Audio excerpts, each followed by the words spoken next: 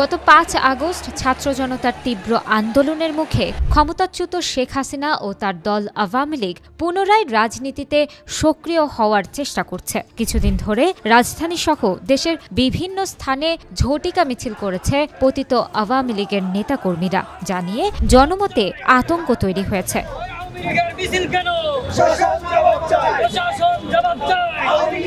এবার আওয়ামী লীগের মিছিল নিয়ন্ত্রণ করতে না পারলে পুলিশের সংশ্লিষ্ট কর্মকর্তার বিরুদ্ধে ব্যবস্থা নেবেন বলে জানিয়েছেন স্বরাষ্ট্র উপদেষ্টা lieutenant colonel Jahangir Alam Chowdhury. ১৯ April শনিবার সকালে রাজধানীর বিমানবন্দর থানা পরিদর্শনকালে সাংবাদিকদের এক প্রশ্নে তিনি এই কথা বলেন।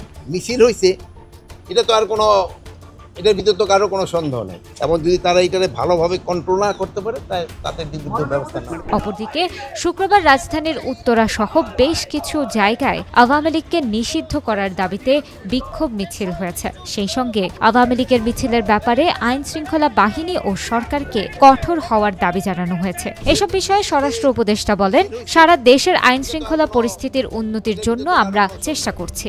মিছিলটা যেন ভবিষ্যতে না হতে পারে এই জন্য পুলিশদের ইনস্ট্রাকশন দেওয়া হয়েছে।